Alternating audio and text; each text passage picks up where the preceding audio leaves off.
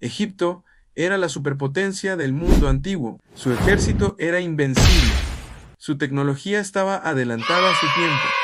Y su faraón era considerado un dios en la tierra. Parecía que nadie, absolutamente nadie, podía vencerlos hasta que se metieron con el dios de un pueblo de esclavos. Hoy vamos a viajar en el tiempo para presenciar uno de los enfrentamientos más épicos de la historia en la batalla entre un faraón terco y un dios todopoderoso. Veremos cómo 10 desastres, uno tras otro, no solo trajeron caos y destrucción, sino que desmantelaron por completo al imperio más grande de su época. ¿Fueron simples coincidencias de la naturaleza o fue la mano de Dios actuando directamente? Quédate conmigo porque la historia de las 10 plagas es mucho más increíble de lo que recuerdas. Todo comenzó con una petición simple. Moisés, un hebreo criado en la corte egipcia, se presentó ante el faraón con un mensaje directo de Dios. Deja ir a mi pueblo. Pero el faraón, con el orgullo de un rey que se creía divino, se negó rotundamente. ¿Quién es ese Dios para que yo le obedezca?, preguntó. Esa pregunta estaba a punto de ser respondida de la manera más dramática posible. La primera plaga fue un golpe directo al corazón de Egipto. El río Nilo, la fuente de vida, de alimento y de riqueza para todo el imperio, se convirtió en sangre. Imagina el horror. Un día, el agua es clara y llena de peces. Al siguiente, es un torrente rojo, espeso y maloliente. Los peces murieron, el agua no se podía beber y un hedor a muerte se extendió por todo el país. Los egipcios dependían del Nilo para todo, y de repente su dios principal, el río, se había convertido en una fuente de muerte. Intentaron cavar pozos, pero el problema persistía. Durante 7 días, el agua de la vida fue el agua de la muerte. Era una declaración de poder. El dios de los hebreos tenía control sobre el dios más importante de Egipto. A pesar de esto, el corazón del faraón se endureció. Así que vino la segunda plaga. Millones y millones de ranas salieron del Nilo y cubrieron la tierra. No era solo un par de ranas en el jardín, estaban por todas partes, en las casas, en las camas, en los hornos donde cocinaban el pan. Imagina el sonido constante, el croar incesante día y noche, la sensación pegajosa al caminar sobre ellas. Era una invasión asquerosa y abrumadora. El faraón, desesperado, le pidió a Moisés que orara para que las ranas se fueran, prometiendo que dejaría ir al pueblo. Moisés lo hizo, y al día siguiente las ranas murieron. Pero, en lugar de alivio, vino un nuevo problema: montañas de ranas muertas apiladas por todo Egipto, creando un hedor insoportable. Y tan pronto como hubo un respiro, el faraón se olvidó de su promesa. El ciclo se repitió. La tercera plaga fueron piojos o mosquitos, un enjambre tan denso que cubría a hombres y animales. A diferencia de las plagas anteriores, esta vez los magos del faraón no pudieron replicarla. «Esto es el dedo de Dios», exclamaron. Pero el faraón no escuchó. Luego vino la cuarta plaga, a enjambres de moscas. Pero aquí hubo un giro interesante. Las moscas infestaron las casas de los egipcios, pero la tierra de Gosén, donde vivían los hebreos, quedó completamente intacta. Dios estaba trazando una línea clara.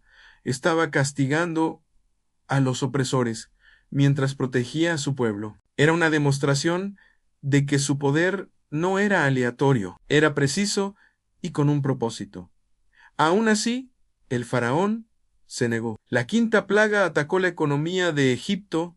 Una enfermedad misteriosa mató a su ganado. Caballos, burros, camellos, vacas y ovejas de los egipcios murieron en masa. Mientras tanto, ni un solo animal de los israelitas se vio afectado. El golpe económico fue devastador. La riqueza de una nación se medía en su ganado, y Egipto estaba perdiendo una fortuna. Después vino la sexta plaga, una que atacó directamente a las personas. Moisés arrojó ceniza al aire, y ésta se convirtió en úlceras y sarpullido doloroso en la piel de todos los egipcios, desde los siervos hasta los propios magos de la corte, que no podían ni siquiera presentarse ante el faraón por el dolor. El desafío continuaba. La séptima plaga fue una tormenta de granizo como nunca se había visto en Egipto, pero no era granizo común. Venía mezclado con fuego, una lluvia de hielo y llamas que caía del cielo, destruyendo los cultivos,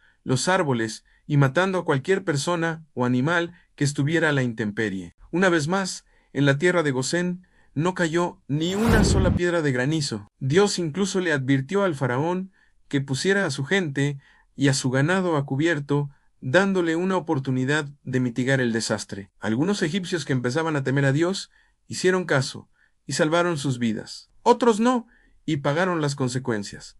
Después del granizo vinieron las langostas, la octava plaga. Un viento trajo una nube de langostas tan densa que oscureció el sol. Se comieron todo lo que el granizo había dejado en cada hoja, cada planta, cada brizna de hierba. No quedó nada verde en todo el país de Egipto. La hambruna era ahora una certeza. El imperio, que una vez fue el granero del mundo, ahora se enfrentaba a la inanición total. Sus propios siervos le suplicaron al faraón: ¿no te das cuenta de que Egipto está destruido? Entonces llegó la novena plaga, una de las más aterradoras psicológicamente. Por 3 días, una oscuridad total y absoluta cayó sobre Egipto. No era una noche nublada, la Biblia la describe como una oscuridad que se podía sentir. Era tan densa que los egipcios no podían moverse de sus lugares. No podían ver a sus vecinos, no podían encender antorchas ni lámparas. El sol, su dios principal, Ra, había sido derrotado, eclipsado por completo. Imagina el pánico, el aislamiento, el terror de estar atrapado en una negrura palpable durante 72 horas. Y mientras tanto, en las casas de los israelitas había luz. 9 veces el faraón tuvo la oportunidad de ceder. 9 veces vio un poder mucho más grande que el suyo. 9 veces endureció su corazón. Y así se preparó el escenario para el golpe final, la 10ª y más devastadora plaga. Esta vez, el aviso fue directo y terrible. Dios le dijo a Moisés que a la medianoche pasaría por Egipto y cada primogénito, desde el hijo del faraón, que se sentaría en el trono, hasta el hijo de la sierva, e incluso las primeras crías de todo el ganado, moriría. No habría casa egipcia donde no hubiera un muerto. Era un juicio final, directo y personal. Pero en medio de este juicio terrible, Dios proveyó una vía de escape, un acto de misericordia en medio de la ira. Le dio a su pueblo instrucciones muy específicas. Cada familia hebrea debía tomar un cordero, uno sin defecto. Debían sacrificarlo y pintar con su sangre los postes y el dintel de la puerta de sus casas. Esa noche debían comer el cordero asado, con pan sin levadura y hierbas amargas, vestidos y listos para viajar. Porque cuando el ángel de la muerte pasara por Egipto esa noche, al ver la sangre en la puerta, pasaría de largo sobre esa casa. La sangre del cordero sería la señal de protección, la vida del cordero a cambio de la vida del primogénito. Y así sucedió. A la medianoche, un gran clamor se levantó en todo Egipto. El hijo del faraón murió. Los hijos de los nobles murieron. Los hijos de los siervos murieron. En cada hogar egipcio, la muerte había entrado, pero en las casas marcadas con sangre, en Gosén, todos estaban a salvo. El poderoso faraón, que se había burlado de Dios, ahora estaba roto. En medio de la noche, mandó llamar a Moisés y a Aarón y les suplicó: «Váyanse, salgan de mi pueblo, ustedes y los israelitas. Vayan y adoren a su Dios, como han dicho. Tomen sus rebaños y sus ganados, y váyanse, y de paso, bendíganme a mí también». El orgullo del imperio más grande del mundo había sido completamente quebrado. Esa noche, el pueblo de Israel salió de Egipto, libre después de 430 años de esclavitud, y esa celebración, la Cena del Cordero, se convirtió en la Pascua, una fiesta que el pueblo judío ha celebrado durante miles de años para recordar esa noche de liberación.